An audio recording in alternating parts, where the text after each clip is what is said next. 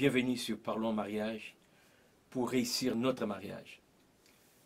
Aujourd'hui, je vais partager avec vous 3 erreurs à ne pas commettre lorsqu'il y a un conflit de couple. Les conflits dans les couples sont inévitables.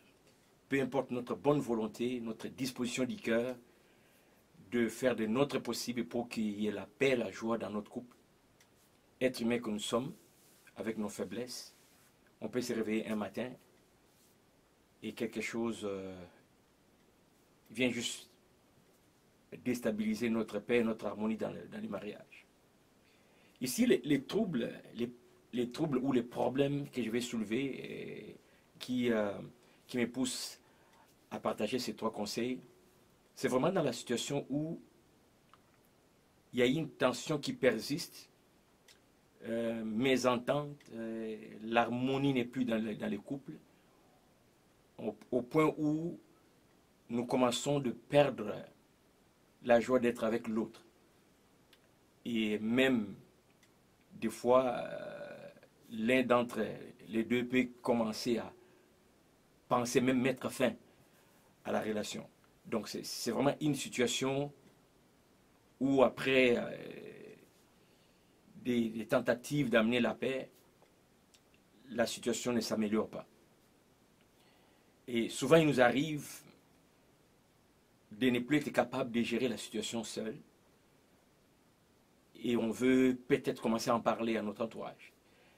Et c'est dans ce sens-là que j'apporte ces 3 conseils. Conseil numéro 1, c'est de faire attention avec qui vous partagez cette situation de votre couple. L'idéal, c'est toujours de régler les problèmes de couple dans les couples. Dépendamment des situations, des fois ça nous dépasse, nous sommes obligés de partager à quelqu'un. Et c'est là où il faut faire attention. Mon conseil, c'est de préférence, n'allez pas vers le sexe opposé pour parler de votre problème de couple. Si vous ne vous entendez pas avec votre épouse, n'allez pas en parler à une autre femme. Si vous ne vous entendez pas avec votre mari, n'allez pas en parler à un autre homme. À moins que ce soit vraiment une personne qui peut vraiment vous écouter, une personne qui peut vous être une aide. La raison pour laquelle je dis ça, c'est par rapport à certaines expériences, en tout cas des témoignages d'autres personnes, ou des situations autour de moi, ou à travers mes lectures, à travers mes recherches, j'ai vu et j'arrive à ça. Quand ça ne va pas dans votre couple, et que vous sentez qu'il faut sortir de là, ou peut-être vous commencez à perdre espoir que les choses puissent revenir comme avant, alors vous êtes vulnérable à ce moment-là. La personne avec qui vous allez partager la situation, si c'est le sexe opposé, des fois, pas toujours, la personne peut voir par là une opportunité pour elle. Un exemple simple. Si vous êtes une femme, votre mari n'est pas romantique, votre mari ne répond pas à vos besoins intimes, vous vous sentez seul, des choses comme ça, vous avez besoin des câlins, besoin des gestes d'amour que vous ne recevez pas de votre mari, plus vous allez exprimer ça à un monsieur, plus il y a des chances que vous puissiez lui envoyer un message comme quoi vous êtes à la recherche de quelqu'un qui peut combler ces vides. Et c'est là le problème. Donc la personne, en vous écoutant, peut voir une opportunité. Et si c'est quelqu'un qui ne se respecte pas, il n'hésitera pas de prendre cette ouverture et s'avancer vers vous pour essayer de combler ces vides que votre mari ne comble pas. Faites attention avec ça. Souvent, c'est juste pour un petit temps. comprend ce que vous cherchez, il est prêt à sauter sur l'occasion, mais il ne voit pas plus loin que cette relation. Il y a des cas, des histoires que j'ai entendues. Il y a des femmes qui se sont données dans une telle relation, juste pour combler ses vides. Ils sont tombés dans la main du prédateur.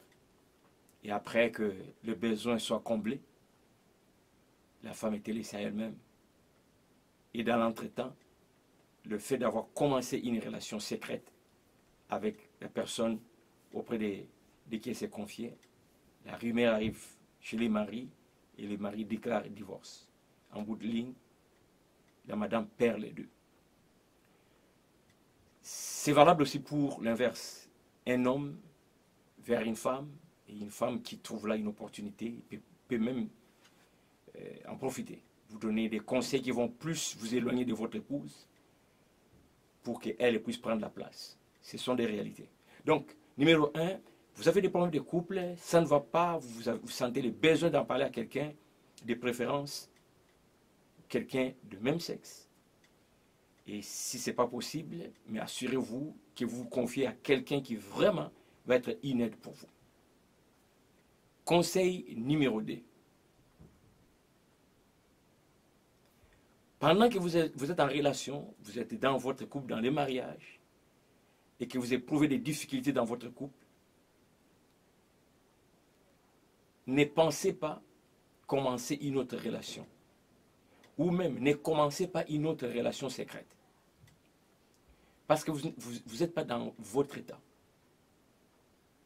Si vraiment vous ne voulez plus de votre mari, de votre femme, c'est préférable que vous puissiez amener à bout cette relation, vous puissiez officiellement rompre, terminer, divorcer ou quoi, mais que ce soit vraiment officiel, que c'est fini. Ensuite, vous allez prendre votre temps pour voir s'il faut commencer une autre relation. Ne commettez pas l'erreur de commencer une autre relation pendant que vous êtes dans une, même si ça ne va pas bien. Parce que l'autre relation que vous commencez, vous allez sentir que ça vous console. Vous allez même sentir que c'est mieux là. Mais ça peut être juste quelque chose du moment. Il n'y a pas un projet à long terme.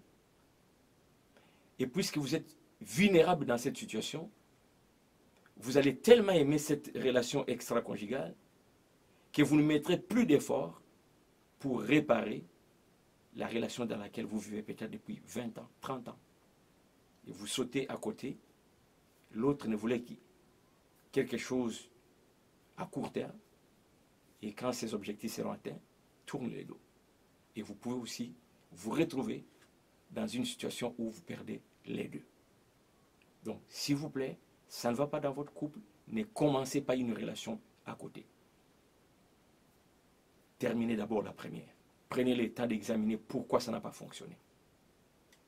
Ensuite, s'il faut embarquer dans une autre, mais au moins vous aurez eu le temps de passer les émotions, de revenir à la raison.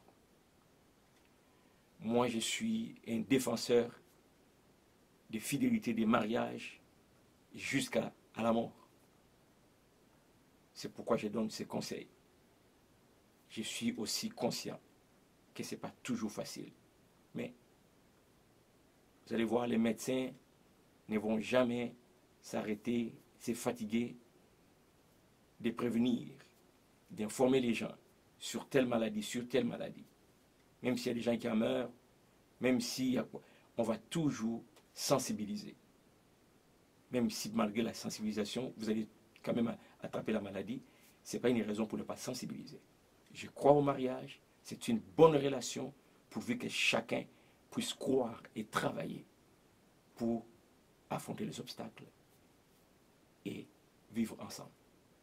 Et troisième conseil, lorsque vous avez des difficultés dans votre couple, vous parlez à deux, vous n'arrivez pas à régler vos problèmes et que vous sentez le besoin de faire intervenir une troisième personne comme intermédiaire, s'il vous plaît, faites-les d'un commun accord.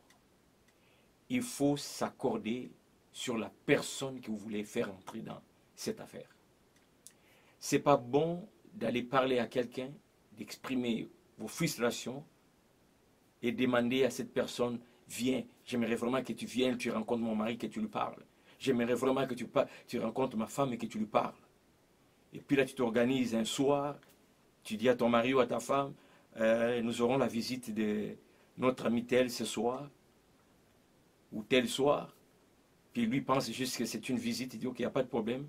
La personne arrive, à la grande surprise, votre mari ou votre épouse entend cet invité, ces visiteurs dire, bon, suite à l'entretien que j'ai eu avec votre conjoint, votre conjointe, la situation que vous vivez dans les couples, il m'a conseillé, il m'a demandé de venir vous assister. Alors je suis là pour vous écouter et voir dans quelle mesure vous aider. Ne faites pas ça. Parce que vous allez surprendre celui qui n'était pas au courant. Et peut-être que lui ne veut pas que cette personne soit l'intermédiaire. Donc avant de faire intervenir quelqu'un de l'extérieur de votre couple, convenez-vous. Faites la liste. Partagez et que chacun ait la bonne foi aussi. Il ne faut pas juste dire non parce que tu ne veux pas qu'il y ait une troisième personne. Mais des fois, ça prend une troisième personne, vous écoutez, vous éclairez, mais que cette troisième personne soit vraiment une personne que, ensemble, comme couple, vous vous accordez que oui, on ira voir cette personne, oui, nous appellerons cette personne. Voilà un peu ces 3 erreurs à éviter lorsque nous avons des conflits dans notre vie de couple. J'espère que ça vous a aidé. S'il vous plaît, partagez et abonnez-vous à notre site pour recevoir des conseils précieux gratuitement qui vous aideront à réussir votre mariage.